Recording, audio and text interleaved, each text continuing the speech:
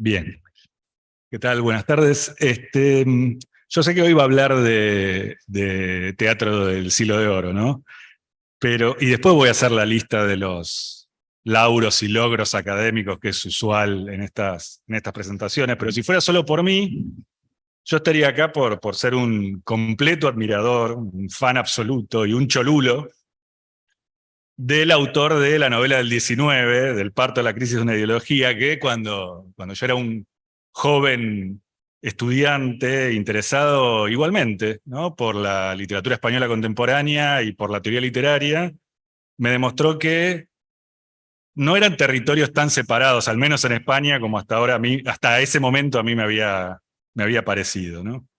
Así que es un grandísimo honor para mí presentar a Joan Olesa, fundador de la Facultad de Filología de la Universidad de Valencia en 1978, dirigió su departamento de Filología Española hasta 1990 y fue su decano entre 1982 y 1985 y hoy es profesor emérito de la misma universidad. Allí fundó y dirigió además las revistas Cuadernos de Filología y Diablo Texto. Fue profesor visitante en Chicago, en Bolonia, en el Westfield College de Londres y en nuestras universidades de Mar del Plata y de La Plata, que en 2017 le otorgó su doctorado honoris causa. Adalid de la investigación colectiva en humanidades dirigió los monumentales proyectos Patrimonio Teatral Clásico Español, Textos e Instrumentos de Investigación, que integró a 154 investigadores de 52 centros de investigación interesados en el teatro clásico español, y el proyecto Maxau y las confrontaciones de la memoria histórica, entre muchos otros. Ha colaborado también, hablando del mundo del teatro, con los festivales teatrales de Almagro, de Olmedo y de Almería, y con la Compañía Nacional de Teatro Clásico. En 2018, la Academia de las Artes Escénicas de España le concedió su medalla de oro. En relación con esto también creó las plataformas de recursos digitales Artelope, sobre Lope de Vega, y Emote, de estudio comparado del teatro español y europeo de los siglos XVI y XVII. Además de este ya mencionado clásico de los clásicos sobre la novela española del siglo XIX, Olesa publicó libros individuales sobre Lope de Vega y coordinó volúmenes colectivos sobre la génesis de la teatralidad barroca, teatro y prácticas escénicas, y sobre Vicente Blasco Ibáñez. Para Cátedra editó La Regenta y Su único hijo de Clarín, entre muchos otros volúmenes que editó y publicó, y también participó de las obras completas, de la edición de las obras completas de Clarín, de Guillén de Castro, y dirige la monumental edición de las obras completas de Maxau. Como el talento sobra, evidentemente las fronteras disciplinares entre los sacrosantos clásicos del siglo de oro y los contemporáneos, o entre el teatro y la novela, no fueron obstáculo alguno para el desarrollo de una obra crítica coherente y sobre todo sugerente, abridora en realidad y facilitadora de caminos de investigación. Así que los dejo entonces con Joan Olesa.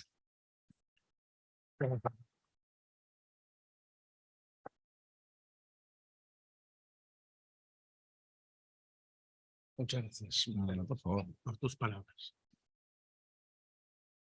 El título de mi conferencia es, está en el programa, Saldar la deuda del reconocimiento, Frida Weber de Curlat y el teatro clásico español. Tenemos que acercar.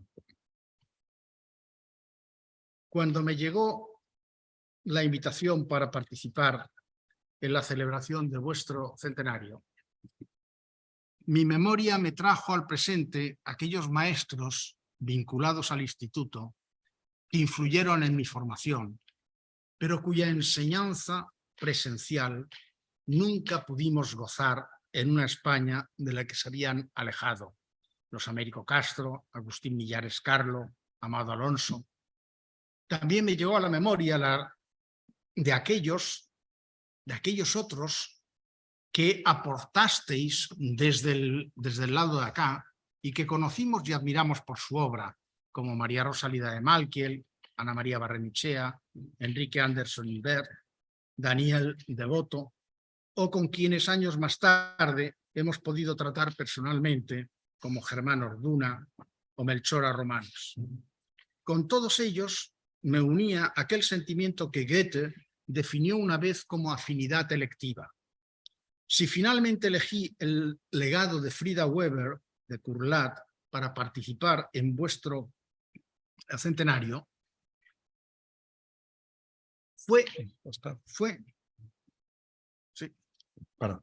fue por esa misma percepción de una afinidad electiva con su obra, pero una afinidad con alguien de quien apenas conocía nada de su personalidad o de sus ideas y sentimientos acerca de la realidad.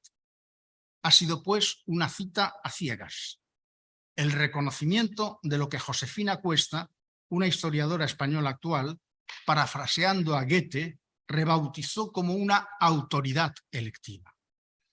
Y para hablar de los orígenes de este reconocimiento, tendré que remontarme hasta noviembre de 1975, en que agonizaba el dictador que sobrevoló toda mi juventud, y yo me enfrentaba a los interminables ejercicios de aquellos interminables concursos oposición que daban acceso a las plazas de profesor numerario, es decir, permanente, y en mi caso a la plaza de profesor agregado de la Universidad de Barcelona, equivalente hoy a la de catedrático universitario.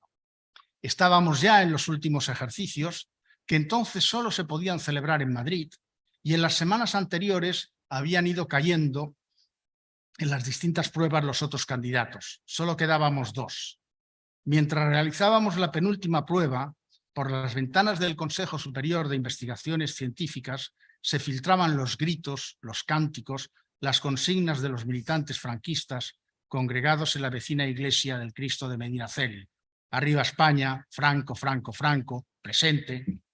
Aquella penúltima prueba consistía en la defensa de un tema elegido al azar entre los que los miembros del tribunal habían seleccionado previamente y que nos proponían para que los preparáramos durante unos días y cada uno expusiera después el que le tocara en suerte.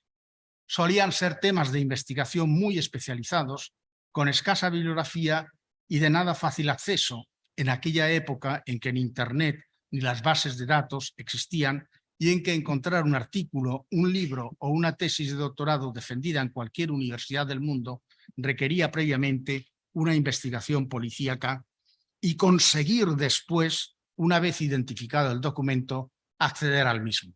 Estuviera donde estuviera, braceando al mismo tiempo contra el angustioso paso de los días. Pues bien, uno de los temas que se nos propuso en aquella posición fue el del primer teatro de Lope de Vega. Entonces había muy poco sobre el asunto.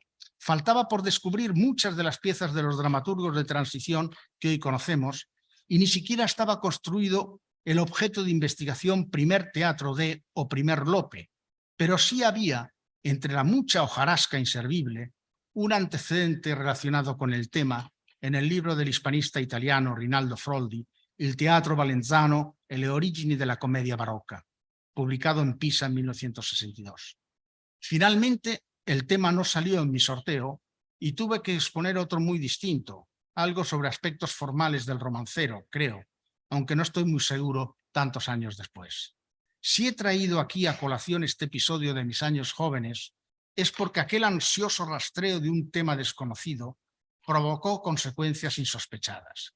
Mi destino quedó sellado al de Lope de Vega y al de Rinaldo Froldi, a quien invité poco después a mi universidad, una vez trasladada a mi cátedra de la de Barcelona a la de Valencia, quien me regaló su noble e inteligente amistad durante muchos años, y yo formé con su ayuda y con la de otro gran amigo e hispanista, el británico John Barry, un equipo de jóvenes colaboradores para desarrollar una línea de investigación sobre el teatro clásico español y en particular sobre Lope de Vega. Apenas había transcurrido un año de aquella angustiosa indagación cuando cayó en mis manos un artículo iluminador de Frida Weber de Curlat, a quien por entonces conocía únicamente por sus trabajos sobre el teatro del siglo XVI. El artículo se titulaba Lope Lope y Lope pre-Lope, formación del subcódigo de la comedia de Lope y su época, y fue publicado en 1976.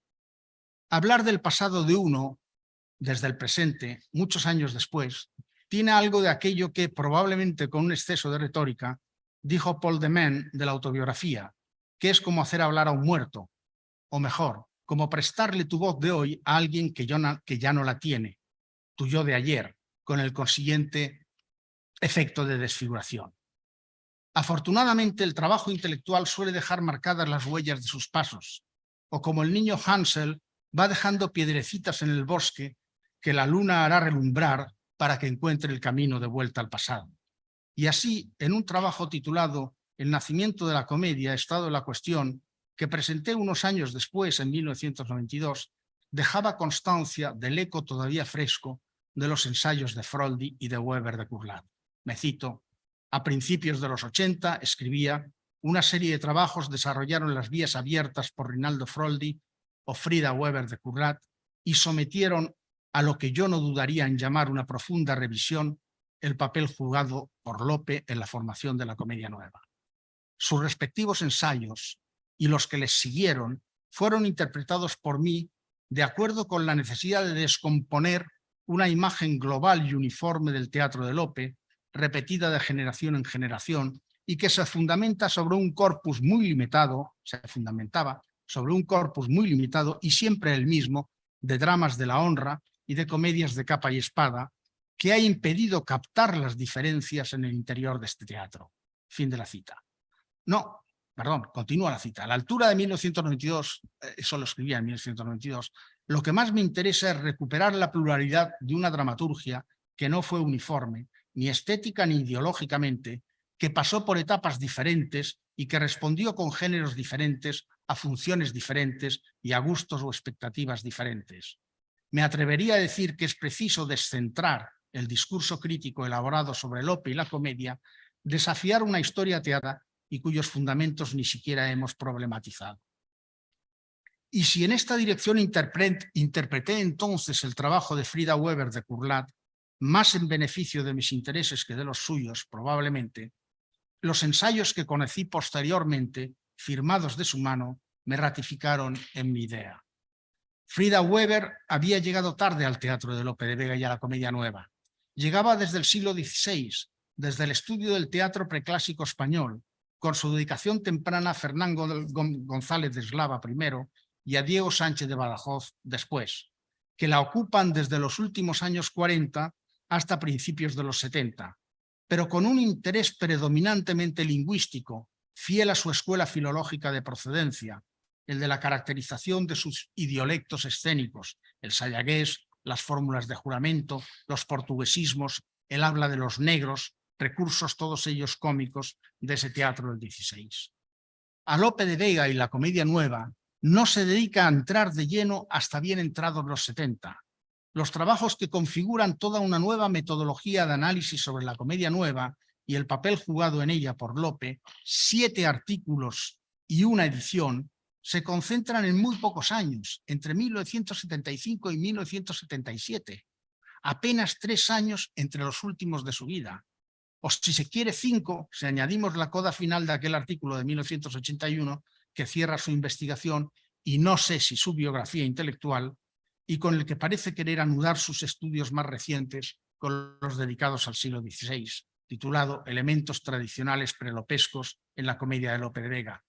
Pocos años, en verdad, para una cosecha excelente.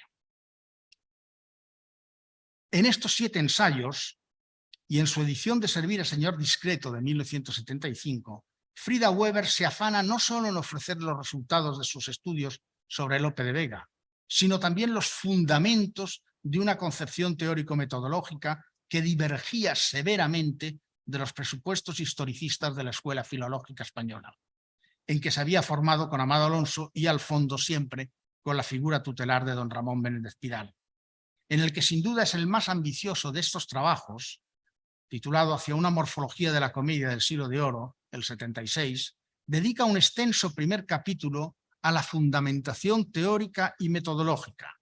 Se dedica en él a explicar las bases que sustentan su método de análisis. Es preciso evocar que nos encontramos a mitad de los 70, la época dorada de la teoría literaria del siglo XX, en el marco de un paradigma científico presidido en las distintas disciplinas humanísticas por el modelo de la lingüística general derivada de Saussure, enriquecida por el Círculo Lingüístico de Praga, por la glosemática de James Liu por las aportaciones de la gramática generativa de Chomsky, etc. En la teoría literaria son los años del estructuralismo y de la semiología europea, no de la norteamericana, que seguía otra dirección, la semiótica norteamericana. Son los años de la relectura de los formalistas rusos, de la influencia de la antropología de Claude Lévi-Strauss o de la filosofía del lenguaje de Ludwig Wittgenstein. Ese es el trasfondo epistemológico que subyace a los fundamentos de Weber de Curlat. Y así, en el artículo citado, hace toda una declaración de principios al exigir, cito, remontarse a las relaciones entre lingüística y literatura y aplicar un análisis cuyo modelo está tomado de la lingüística, dando por supuesto que las obras literarias son sistemas significativos susceptibles de análisis semiológico. Aquí y allí va recogiendo conceptos básicos del estructuralismo y de la semiología, como la teoría de la comunicación y sus funciones, diseñada por Roman Jakobson, o como la de los constituyentes inmediatos, que ella toma de Emile Benveniste. Nos deja ver su atracción por las oposiciones binarias, tan queridas por el estructuralismo y tan anticipadoras de los modelos digitales.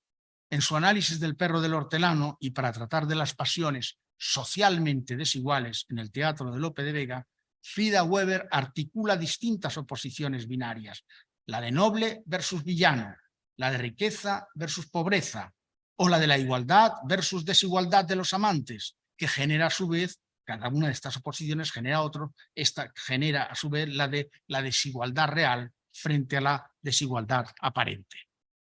A la hora de fundamentar su metodología, Weber de Curlat es muy explícita. Mi punto de partida, dice, para el análisis de la comedia de costumbres contemporáneas se remonta en primer término al realizado por Vladimir Prop. Escribe, sumándose así a la marea con la que el modelo del formalista ruso reorientó toda la narratología occidental a partir de su traducción al francés en 1970. Pronto será consciente de que el método de Prop, una auténtica gramática del relato, tan útil para su aplicación en cuentos de tradición popular, resultaba demasiado rígida para su aplicación en los relatos literarios o teatrales, esquivos a la estricta codificación de una gramática narrativa. Por ello tratará de enriquecer el modelo propiano y sobre todo el concepto instrumental de función, con las aportaciones de los estructuralistas franceses, de Barthes, de Bremont, de Greimat, de Todorov, o remontándose a los propios formalistas rusos con las de Tomaszewski o a Etienne Souriau, leído ahora como un precursor de los años 50. De los estructuralistas franceses, Weber de Currat extrae el concepto de secuencia, fundamental para su método de análisis. En su definición se transparenta la influencia de lo que Claude Bremont denominó la logique narrative, cuando dice Weber de Curlat, define la secuencia como una serie lógica de funciones cardinales o núcleos unidos por una relación de solidaridad.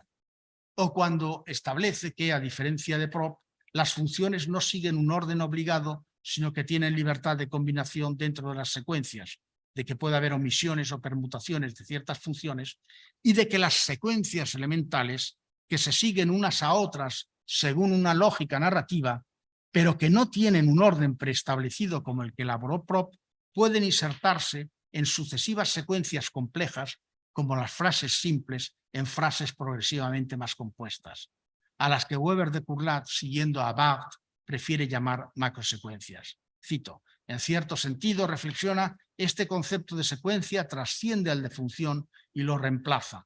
Como tal ha sido usado y definido por Greimat. Y toma su decisión en consecuencia. Hemos optado por tomar como base del análisis, como su unidad, la secuencia, dentro de la que distinguimos las funciones como los elementos semánticos dependientes. Al aplicar su metodología a la comedia nueva, no siempre es consecuente con sus decisiones teóricas, especialmente en lo que respecta a las funciones. Las funciones de Prop, de Greimat, de Bremont son esencialmente abstractas, arquetípicas, aplicables a un gran número de situaciones concretas, y Weber de Curlat las utiliza a menudo como si fueran acciones singulares. Funciones de servir al señor discreto, por ejemplo, según Weber de Curlat serían las siguientes. A. Ludovico criado trae la respuesta de Leonor a la carta amorosa que le había enviado don Pedro. B. Otra función. alegría de don Pedro que se exterioriza en una generosa propina al criado. C, agradecimiento del criado. D, don Pedro hace gala de su habilidad en la conquista amorosa, lardea. E, don Pedro fantasea sobre las consecuencias del amor correspondido. F, al leer la carta, don Pedro se encuentra con el rechazo airado de Leonor. Ha necesitado, por tanto, 1, 2, 3, 4, 5 y 6 funciones para lo que un Vladimir Prop hubiera designado así, como una función típica de las situaciones iniciales. Dice, recae sobre el protagonista una prohibición. En este caso, la prohibición de cortejar a su amada. Mientras Prop se mueve en el nivel de las funciones, Weber de Curlat lo hace en el de las acciones con un grado menos de profundidad, como le hubiera hecho ver el Roland Barthes, teorizador de los distintos niveles de profundidad del relato, siguiendo el modelo de la oposición establecida por la gramática generativa entre estructuras profundas y estructuras superficiales. En todo caso, reflexiona Weber, los esquemas de Prop demasiado rígidos se revelan inadecuados por la mayor complejidad de acción, incidentes, psicología de los personajes, plurivalencia de situaciones, etc. Esta es una de las razones que le llevan a renunciar a la etiqueta de una gramática de la comedia, como estaba tan de moda aplicar a casi cualquier cosa en esa época, para limitarse a una morfología de la comedia. Es decir, los constituyentes inmediatos sí, la sintaxis y la semántica no tanto. La propuesta de una morfología de la comedia la formula Weber de Curlat en un primer trabajo más limitado de 1975 y lo culmina en el ya citado de 1976. 3 años antes, en 1972, yo había defendido mi tesis de doctorado titulada Yo y realidad en las fórmulas novelísticas del siglo XIX. Pero toda la primera parte de esta tesis era un ensayo de fundamentación teórica y metodológica de lo que en la segunda parte iba a aplicar sobre la novelística del siglo XIX. Esta primera parte se publicó después, en 1976, como un libro independiente, titulado Sincronía y Diacronía, la dialéctica del discurso poético. En la tesis partía de lo que era evidente en aquellos años, el desprestigio de los estudios históricos, desplazados por la marea formalista, estructuralista, semiológica, que anegaba las humanidades occidentales. Frente a este desprestigio, me propuse entonces una doble estrategia, la del conocimiento a fondo de la nueva epistemología, que tomaba por objeto un texto literario autónomo frente al autor, frente a sus circunstancias, frente a la historia, y a la vez la de la reivindicación de la dimensión social e histórica de la obra de arte literaria. Para ello me exigí el estudio, la exposición y la crítica de los formalistas rusos, de los estructuralistas de Praga, de los estructuralistas y semiólogos franceses e italianos, de la gramática generativa chomskiana. Por aquellas páginas pasaron Prop y Tomaszewski, Chervenka y Mukarovsky, Bach, Todorov, Greimas, Breimont, Eco y muchos otros en los artículos sobre narratología que siguieron en los años siguientes. Así que cuando empecé a trabajar sobre la comedia nueva a finales de los 70 y me encontré con los ensayos de Frida Weber de Curlat, que me parecían recién salidos del horno, mi sorpresa fue tan impactante como grata. Hablaba el mismo lenguaje que yo, se remitía a los mismos textos, adoptaba las mismas referencias y todo esto era absolutamente insólito en una época en la que en los estudios sobre la comedia nueva dominaba casi de forma monopolizadora una metodología historicista derivada del idealismo de Menéndez Pelayo, de la teoría de la tradicionalidad de Menéndez Pidal, del ideologismo del 98 o incluso en los sectores progresistas de las teorías casticistas de Américo Castro o del sociologismo de José Antonio Marabay. El resultado era, como escribí en cierta ocasión, vuelvo a citarme, esa interpretación totalitaria, unívoca, ideologizada de un Lope popular y españolísimo, genial creador de un sistema teatral sustentado sobre la propaganda de la monarquía absoluta, de la primogenitura de la gran nobleza, del imperio de la ortodoxia católica y entregado con ardor militante a adoctrinar a un supuestamente homogéneo e interclasista pueblo español de los corrales con ejemplares casos de honra y leyendas míticas heredadas de la épica y del romancero. Ese Lope martillo de infieles, conversos, rebeldes y heterodoxos, y tras él todo el teatro clásico español, poco tenían que comunicarnos a nosotros, lectores y público letrado en los umbrales del nuevo milenio. Y sin embargo, en el teatro clásico español y en la obra de Lope había muchas otras cosas que escuchar, y Frida Weber fue una de las que las escucharon. Para ello hacía falta desplazar el punto de vista, como hizo ella, y comenzar a fijar la atención en obras que no figuraban en el canon, condensado ya desde el romanticismo alemán y sobre todo desde Menéndez Pelayo, en un puñado de obras que siempre se repetían de escuela en escuela.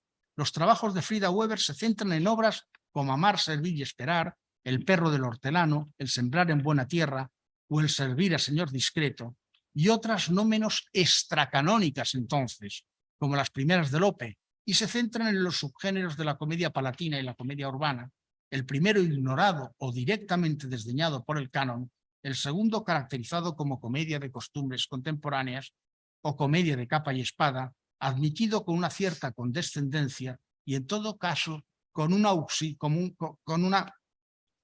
papel auxiliar en la caracterización del Lope esencial. Yo me reconocí, por consiguiente, en los fundamentos teóricos que Frida Weber de Curlat había asumido como suyos.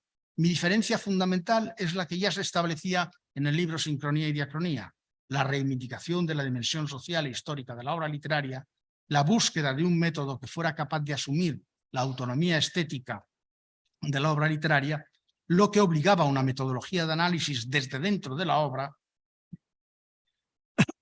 basada en las estructuras y en las formas propias, y a la vez la irrenunciable conexión de ese entramado semiótico con la realidad y con la historia, su capacidad de operar y significar socialmente, que exigía la aprehensión del sentido y las formas de la obra dentro del curso mismo de los acontecimientos históricos.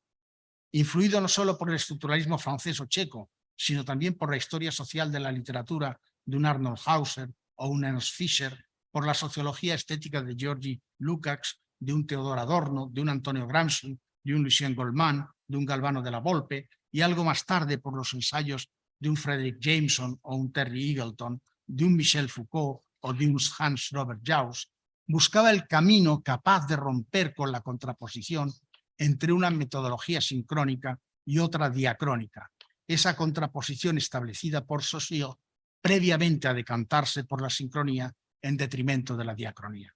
Yo buscaba enfrentarme a un texto literario que fuera a la vez un objeto estético y un hecho histórico, que mostrara una forma específica de ser en la historia y que pudiera abordarse con una mirada sincrónico-diacrónica, desde dentro y a la vez desde fuera.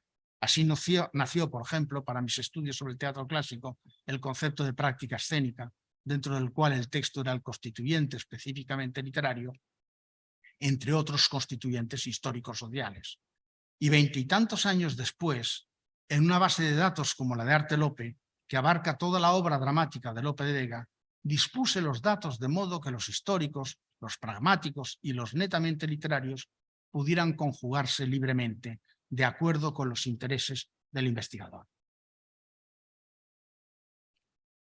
La concepción de la comedia barroca en Weber de Curlat.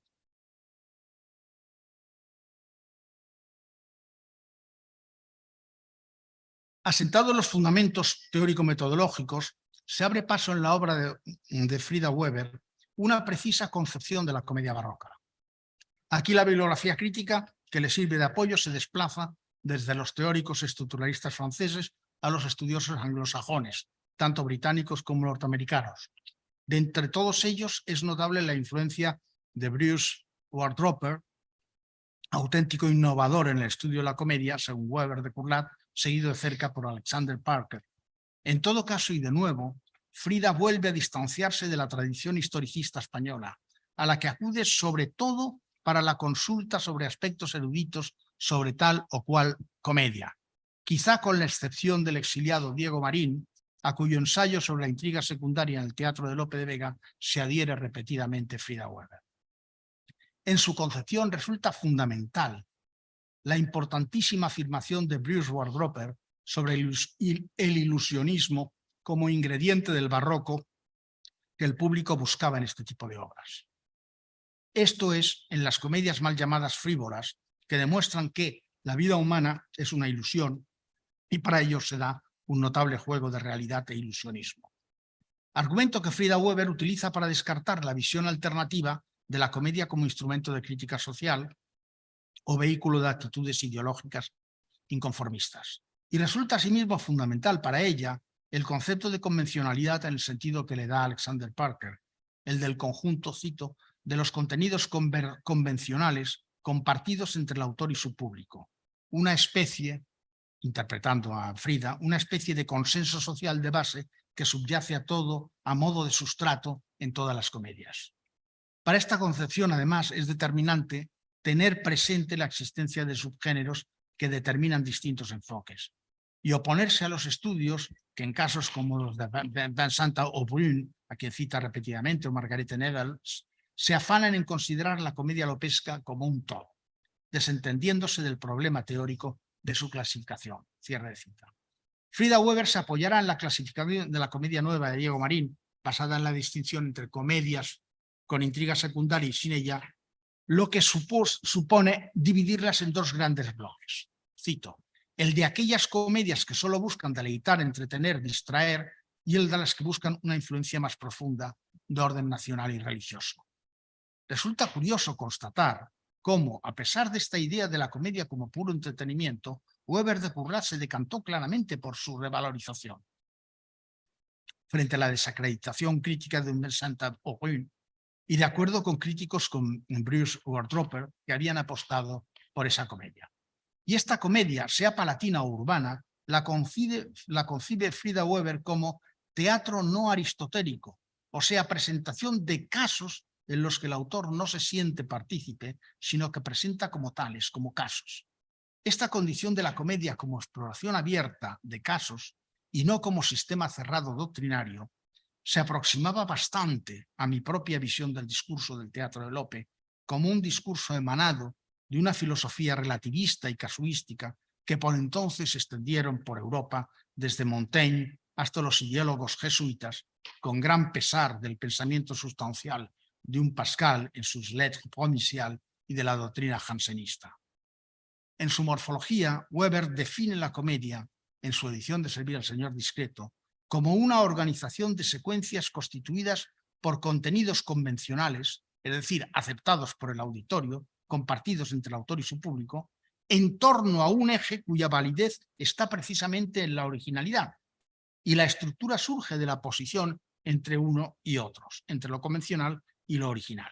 Se trata de una dialéctica entre un constituyente único y original propio de cada obra y extraído en gran medida de la fuente que utiliza Lope, muy habitualmente una novela italiana o española, pero también cuentos tradicionales, narraciones poéticas o cronísticas, y por el otro por los constituyentes adyacentes, repetitivos, que se adaptan una y otra vez a las distintas obras y que presuponen la aceptación de la organización socioeconómica de la época, y dice ella, la aceptación de la organización socioeconómica de la época y de las jerarquías de la organización familiar, el sine qua non espiritual de la religión, el sine qua non social representado por el sentimiento del honor, solo en algún caso límite discutido, enfrentado o humorísticamente hackeado. Una dialéctica en su cierre de cita, una dialéctica en suma entre lo novedoso, lo sorprendente, lo extraño, el caso nunca visto y lo sabido y asumido socialmente. O como escribe en su morfología, la comedia se organiza en torno a dos momentos decisivos: la elección del caso a exponer, es decir, de la fuente donde se relata, y su elaboración por medio de secuencias convencionales. Cada uno de estos elementos opera en la comedia por medio de secuencias, el elemento original por medio de las que Frida Weber llama secuencias libres, únicas para cada obra, y el elemento convencional por medio de las que llama secuencias asociadas, comunes a muy distintas obras. Esta dialéctica, que es el núcleo mismo de la concepción de la comedia barroca de Weber de Curlat, hace posible que unos pocos conflictos, elaborados por medio de distintas secuencias que a su vez se combinan distintamente, pueden dar lugar a multitud de comedias. En los análisis más pormenorizados que desarrolla en sus trabajos, los del Perro del Hortelano y de Servir a Señor Discreto, a Frida Weber no se le escapa que en algunos casos tiene que salirse del método, escapar hacia otros conceptos propios de otras metodologías, agobiada por una carpintería analítica que le resulta inestable o que resta riqueza a sus avances. Así, por ejemplo, al tratar del Perro del Hortelano, reflexiona: aunque no es nuestro objetivo primario el estudio de los caracteres y las implicaciones morales de las acciones de los protagonistas, es imposible referirse a la forma de la comedia omitiendo contenidos que en este caso nos llevan a los dos campos. O sea que de alguna manera queda demostrada la clásica unidad de fondo y forma, con cualquier nombre que se les designe, dice, de la obra de arte. El análisis morfológico de formas y estructuras no tiene más remedio, según esto, que atender también a los contenidos. De la misma manera, al establecer sus reglas de juego, ella misma se insta a abandonar las referencias más o menos explícitas, más o menos rebuscadas a la propia vida o experiencia del autor. Está asumiendo aquella prohibición de interpretar la obra en función de la biografía o de las intenciones de su autor, aquellas biographical and intentional fallacies que desacreditaron los New Critics norteamericanos. Pero, sin embargo, cuando tiene que enfrentarse al análisis de Servir al señor Discreto, no puede dejar de constatar que se trata de una comedia secretaria y de observar las condiciones que ha de reunir el perfecto secretario que la comedia exhibe, lo que le lleva a relacionar la obra con la dedicación de Lope como secretario del duque de Sesa en la época en que escribió su comedia, a pesar de esa prohibición que se había hecho a sí misma. E incluso de ir más allá e interesarse por la fuente en que Lope pudo inspirarse para exhibir este conocimiento de las perfectas condiciones del secretario. Escribe, una literatura de tipo didáctico que con gran minuciosidad especificaba las condiciones y tareas del secretario de un gran señor. Uno de estos libros, el más famoso, que tuvo varias ediciones y ampliaciones, se publicó en Madrid en 1613. La obra Servir al señor Discreto de 1614. Se publicó en Madrid en 1613.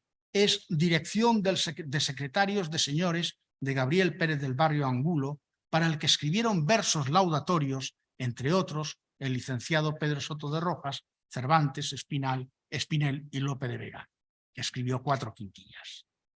Y cuando en esta misma comedia constata que uno de los personajes fundamentales es ese señor Discreto, que lleva el título de conde de Palma y el linaje de Portocarrero, no duda ella en lanzarse a toda una indagación sobre quién era ese noble de apellido Portocarrero y que ostentaba el título de conde de Palma, para llegar a esta conclusión. Parece indudable que el conde de Palma pertenecía al círculo de amigos del duque de Sesa y su relación con Lope se habrá dado en el contexto del mundo de su mecenas. Bien por su formación académica de base, bien por la insuficiencia del método estructural para captar ciertos aspectos de la obra, bien por su rigidez analítica, bien porque se enfrenta a una tarea editorial especializada como la de Clásicos Castalia, donde iba a publicar su edición de Servir al señor Discreto, Frida Weber regresa momentáneamente a la metodología más tradicional y divide su estudio en 2 partes, una que la llama de crítica interna y otra de crítica externa, sin plantearse la difícil cohabitación entre una y otra en el marco de una misma teoría del texto literario y en el de un mismo estudio particular. La crítica interna es la que ya hemos explicitado, el análisis estructural del texto.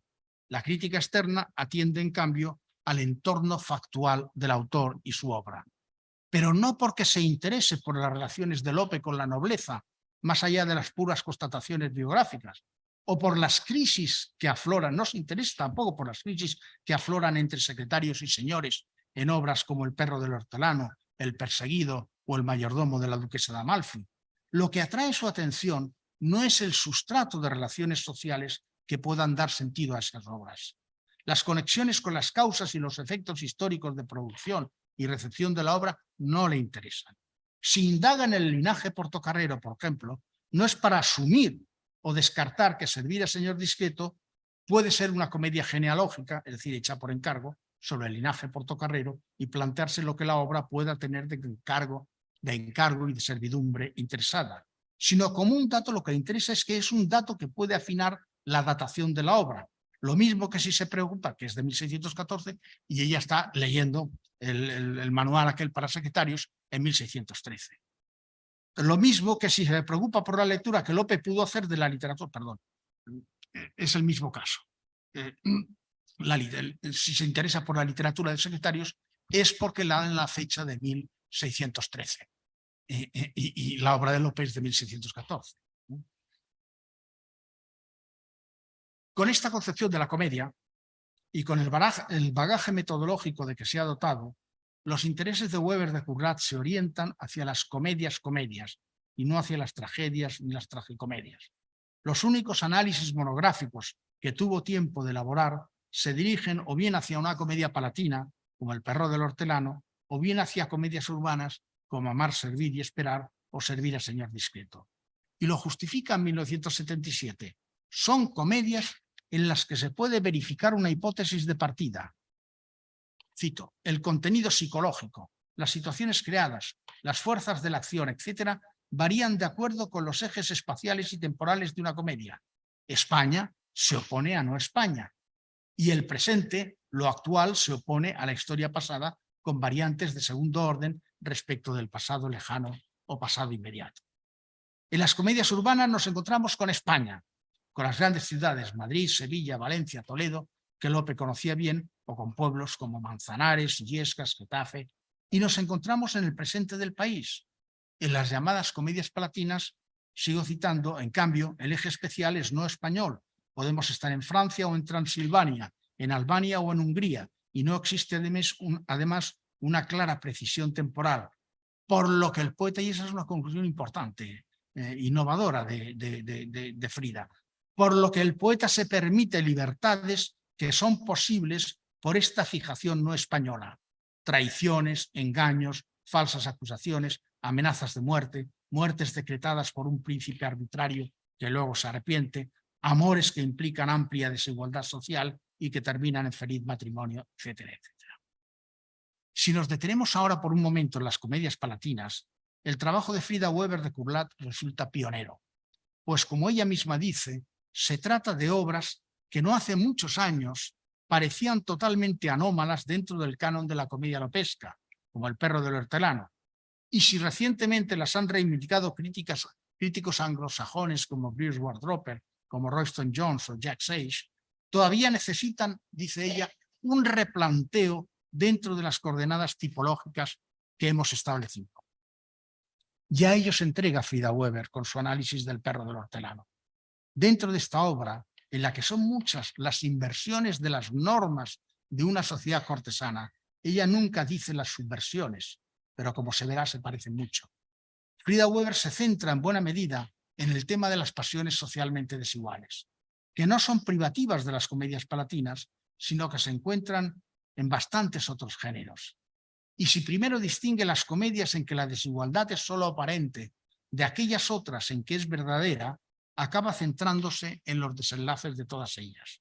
Por lo general, escribe, el enamorado de condición superior, en estos casos, el hombre, acaba por retirarse dejando el paso a un rival del mismo estamento de la dama. Edulcora con ello los desenlaces de Lope, ignorando los muchos que acaban en muerte trágica: La resistencia honrada, El mayordomo de la duquesa de Amalfi, La estrella de Sevilla, El último Godo, Peribáñez, Fuenteovejuna, El duque de Viseo, El marqués de Mantua, como ignora aquellas obras en que acaba en un castigo ejemplar contra el soberano: El perseguido, Don Lope de Cardona, La fuerza lastimosa, La locura por la honra, o que acaban en engaño al rey, como en El amor desatinado, o en burla al rey, como El lacayo fingido, o bien incluso en un fraude social, como el del perro del hortelano y el del rey por semejanza. En todo caso, piensa Weber, y si el desenlace es feliz, de comedia, el tema de las pasiones desiguales sirve para mostrar la fuerza avasalladora del amor, que iguala lo que por origen y sangre es desigual en una sociedad estamental. Al enfrentarse en El perro del hortelano a estas transgresiones de la norma social establecida, Frida Weber comenta: el eje de su significación hay que buscarlo no en la ruptura de las leyes tácitas, tanto las que rigen la sociedad en que se sustenta, como las convencionales del género en sí.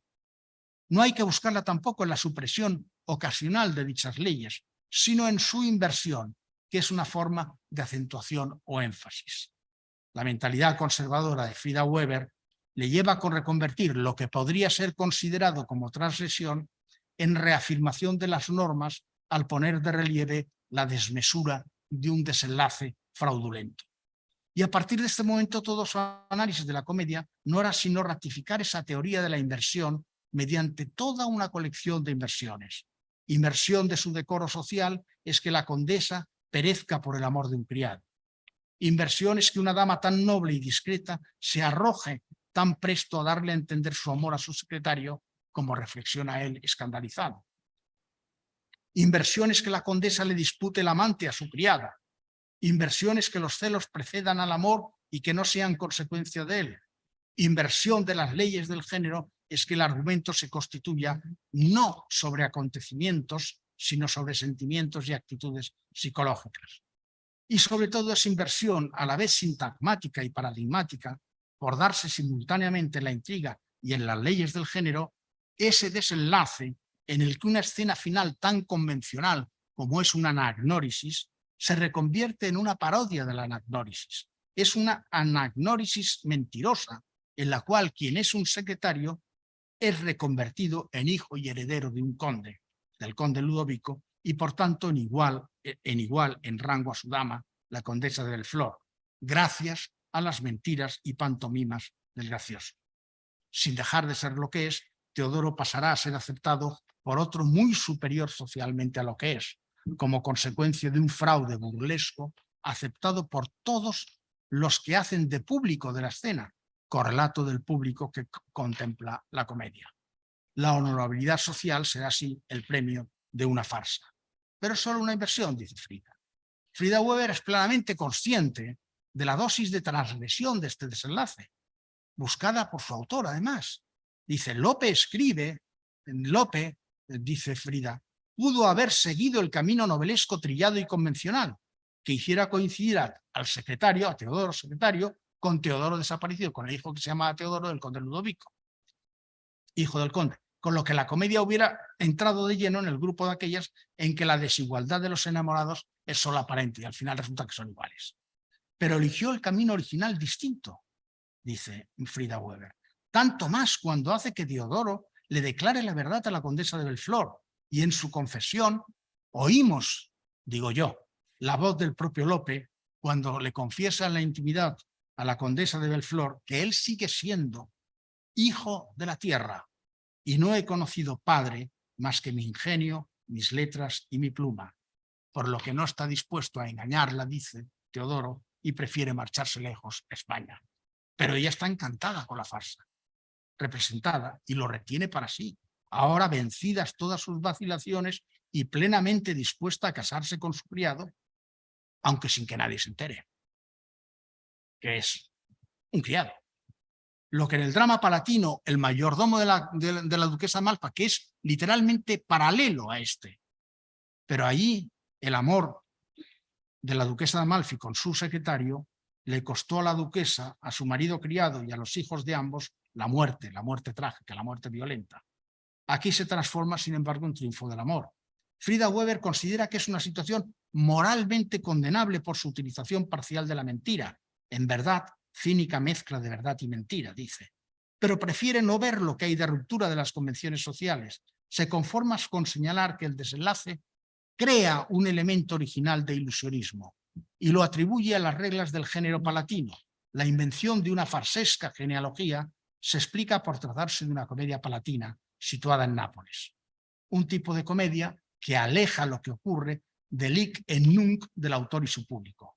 Volvemos entonces a la tesis de Bruce Wardroper sobre el ilusionismo como ingrediente del barroco que el público buscaba en este tipo de obras, en las que las convenciones del género permitían secuencias, situaciones y fuerzas arbitrales que enfrentaban al público con soluciones que corresponderían, dice Frida Weber, o podrían corresponder a un mundo diferente del que encontraba al volver el público a su realidad cotidiana. No cae en la cuenta Frida Weber que las convenciones de la comedia palatina las había creado el mismo Lope, pues el género nace con su obra. Ni se pregunta por qué las había creado si servían para enseñar lo que no se podía vivir y por qué el público hacía suyas estas, como escribe ella, inversiones. Dejaremos para la publicación la visión que Frida Weber tiene del otro género al que se dedica, el de la comedia urbana, por razones de tiempo obvias. Y nos traslademos, cerraremos este análisis de los análisis de Frida Weber con aquel ensayo que ha dado comienzo a mi exposición, el del Lope-Prelope de 1976. Para alguien que, conociendo la bibliografía sobre Lope, se acercara a este ensayo en la época en que fue escrito, uno de los primeros indicios que provocarían su atención y quizás su alarma sería el de situar el punto de partida en la aseveración de un teatro en evolución, con cambios significativos en la presencia o ausencia de determinados personajes, el gracioso, la mujer disfrazada de varón, etc., en la tipificación de unos personajes y de otros, en la trabazón de la intriga, en el tiempo de la acción, en la presencia de elementos líricos, hasta en el nombre de los personajes. De la misma manera, razona Weber, que se había constatado por Morley y Brewerton el cambio de los esquemas métricos en las distintas etapas de la producción de Lope, se podía perseguir el cambio por medio de estos otros factores, aunque no fueran cuantitativamente computables. En todo caso, son factores que le permiten afirmar, a manera de tesis general, que los cientos de comedias que nos han llegado del Fénix no pueden estudiarse ya con criterio de unicidad. Cuando leí esto, experimenté esa sensación de quien, en una complicada tesitura, encuentra a una compañera de viaje con la que se comparten convicciones relevantes. Una de mis primeras tesis sobre el teatro de Lope y en general sobre el teatro clásico español fue la que resumía como la necesidad de la deconstrucción de un Lope esencial y su sustitución por un Lope rehistorizado, lo que trajo consigo la delimitación de un primer Lope, pero también la necesidad de perseguir su movimiento más allá de la frontera de 1598-1600.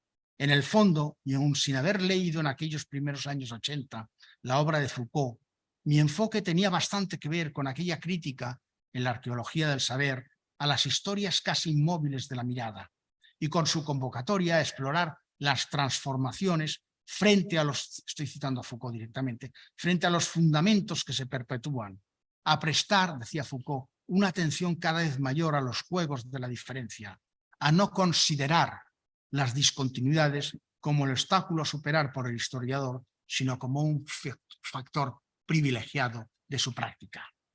Por ello, en trabajos posteriores, frente al primer Lope, el poeta a pie de calle, el primer Lope, el poeta a pie de calle del romancero y las comedias a granel, que había caracterizado yo en 1981, siguió la caracterización de los otros Lopes, hasta dejarlo en la senectud y a las puertas de la muerte.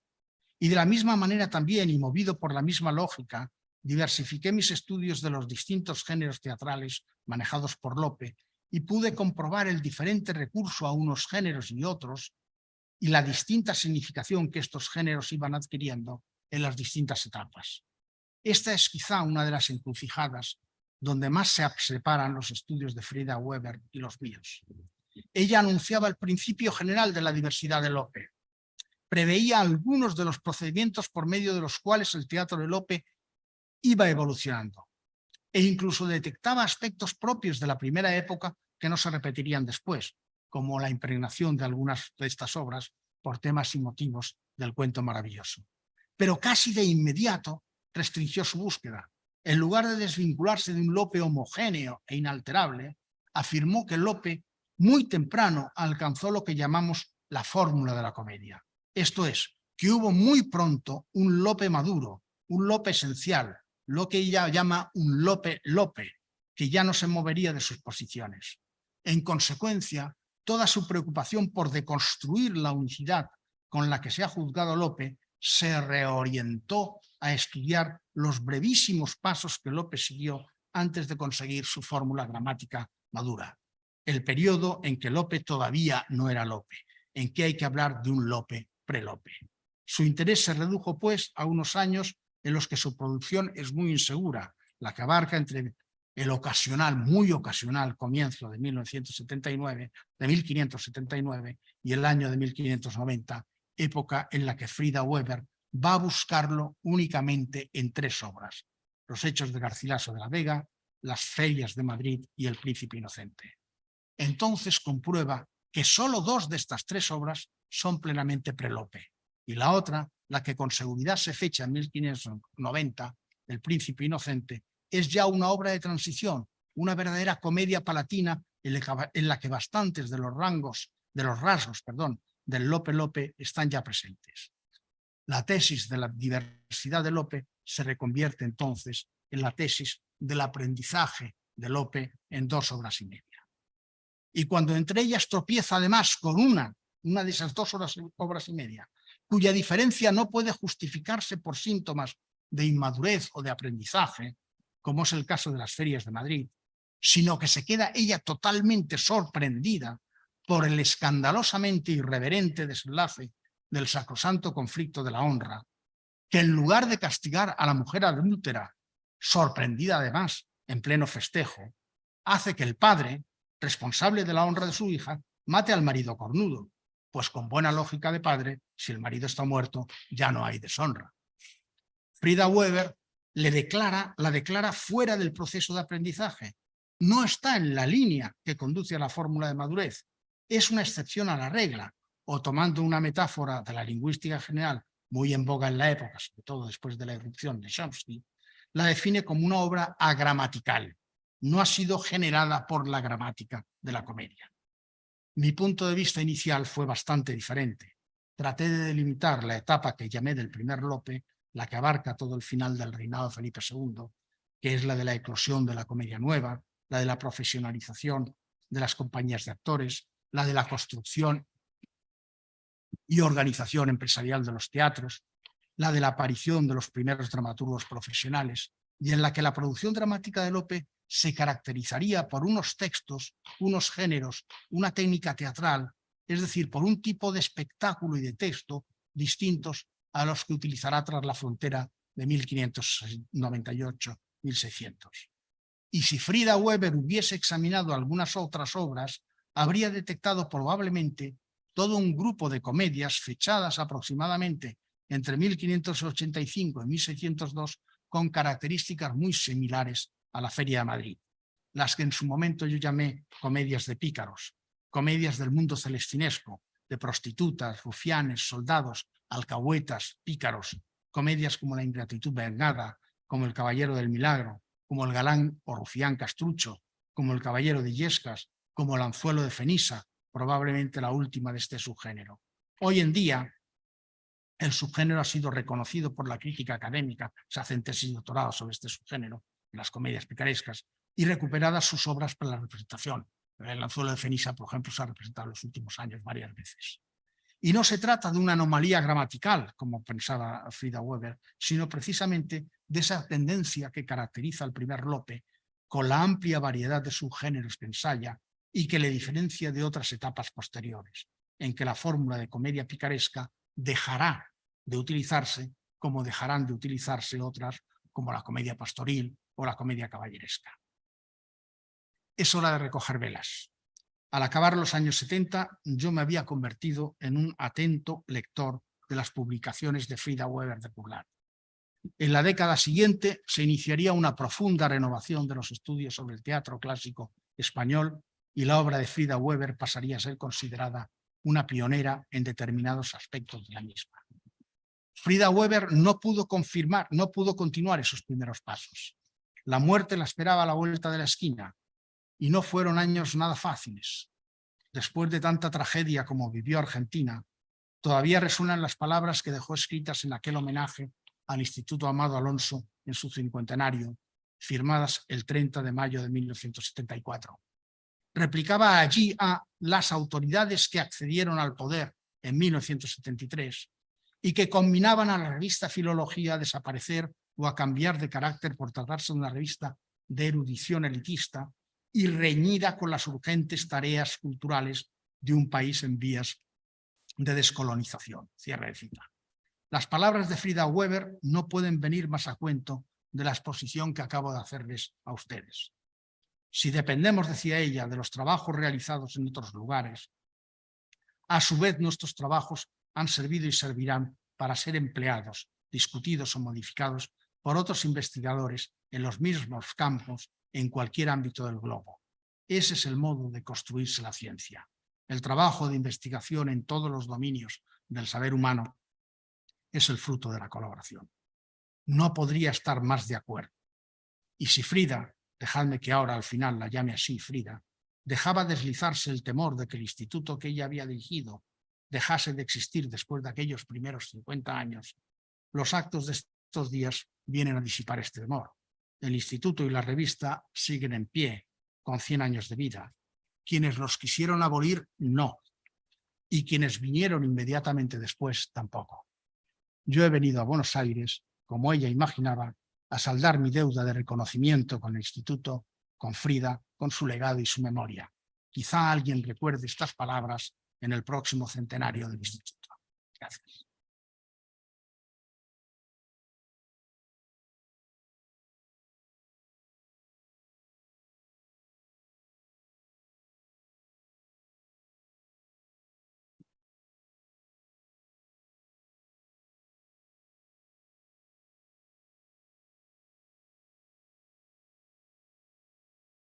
Muy bien. Bien.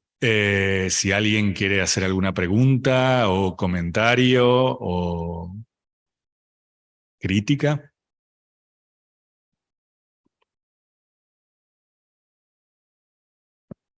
Es el momento.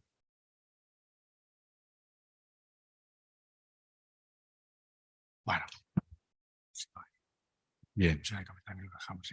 Bueno, le volvemos a dar las gracias a Joan Olesa y los esperamos mañana a las 10, ¿no? Esto sigue. Así que bueno, hasta mañana.